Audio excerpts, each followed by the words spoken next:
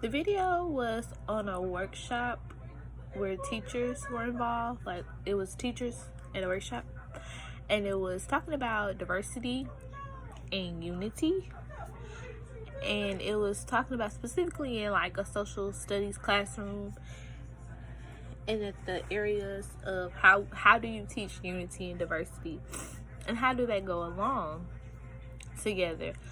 In the beginning of the video, she kind of did this like activity where she had them look at documents and had this graphic organizer, and whether the documents fit into unity or diversity, or they could be a little bit of both. I really liked that idea. I think it would be a great tool to use if you're teaching a certain unit on something, or if you're teaching a unit on something that's like kind of comparing and contrasting. I think it would be very good. I like the strategy that she used, because the kids were thinking and they were reading the document and picking out reasons why this would fit under unity or this would fit under diversity. And it's a great tool if you're doing a unit on something dealing with unity and diversity. It's a great tool to use to get their brain started. It's a great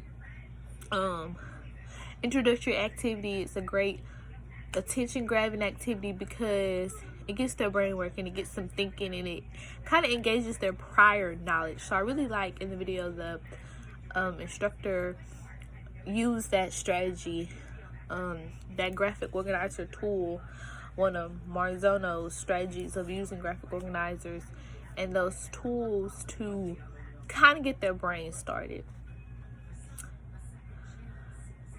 I like the clips that she showed to kind of get them to see unity and diversity, but I feel as though some of the clips weren't fitting. It didn't kind of really show unity and diversity. I like that some of them show diversity within the classroom. I really like the video where the man was teaching on the settlement, and he was talking about how the population's pretty much Indians and they speak that language, and how he has an interpreter in the classroom and they only have that interpreter for kindergarten and first grade. I like that because that really showed diversity, but it also showed unity, because he talked about how he was diverse from his students and how the interpreter helped bring everything together, and how he tries to tie in both unity and diversity and to make it easier for his students to understand.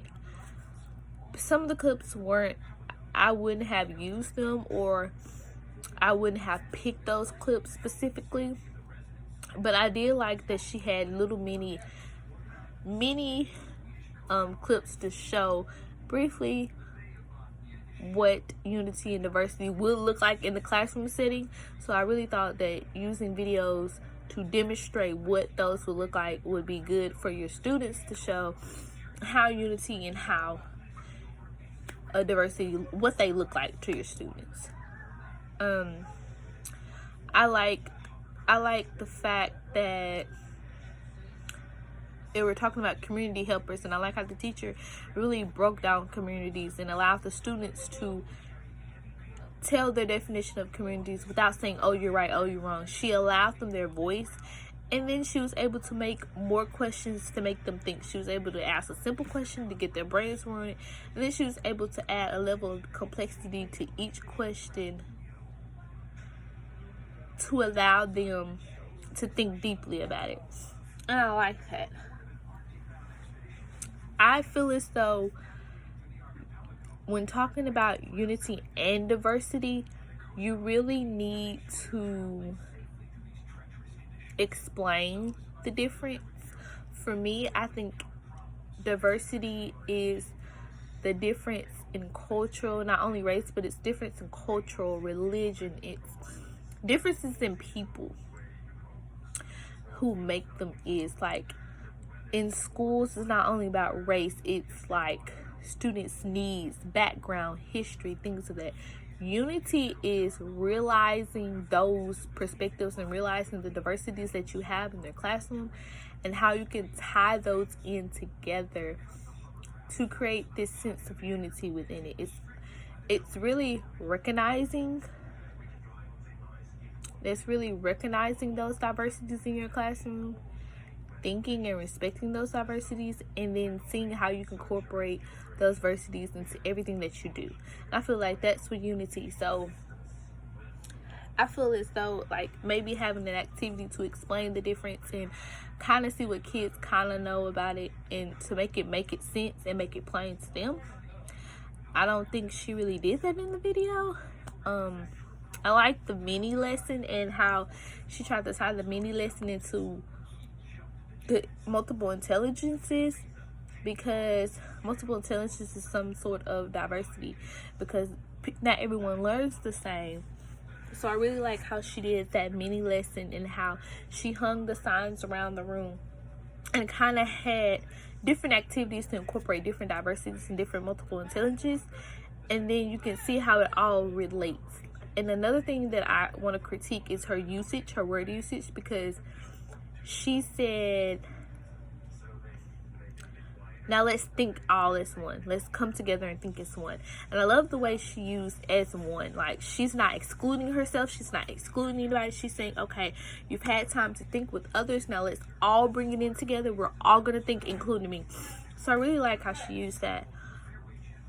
The information that it was in the video was very valid to me, because when I teach certain subjects, I want students to be able to relate to them, and I want to incorporate students' diversities, and I want them to feel like everything that we're doing in the classroom is a whole. No one person will feel left out. So I really am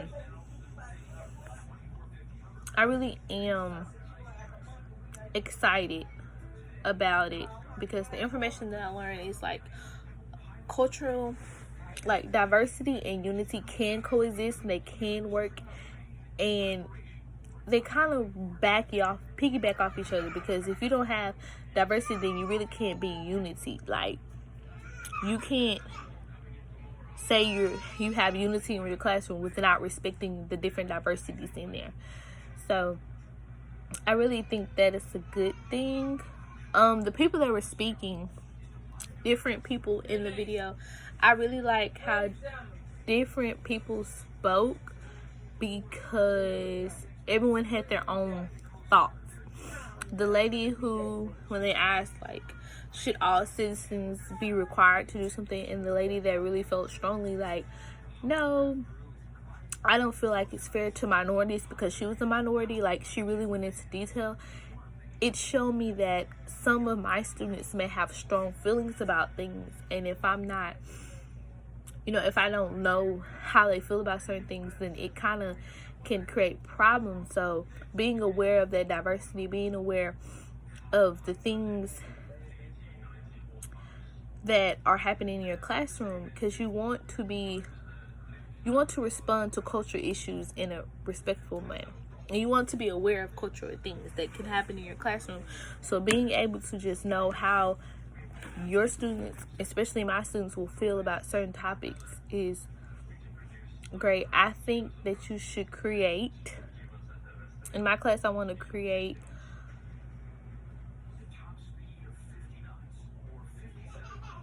an environment or a community where students feel like their opinions matter.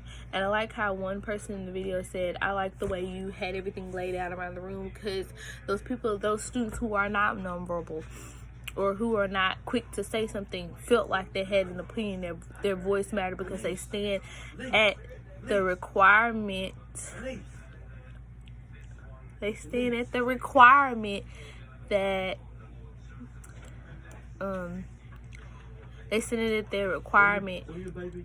that the citizenship requirement, and they felt like they were putting their opinion out because that was something that they wanted to do, and that was something that they agreed with and they stand with, even if they didn't even have to say anything. And so I really like that idea and that concept. Overall, I would definitely use some of the strategies that was used in the video, and I would definitely use some of the points that was in the video, because all the information to me was valid. Some things that I didn't agree with would probably be some of the opinions and some of the thoughts of the teachers that were participating, but other than that, everything was great. I really enjoyed the video.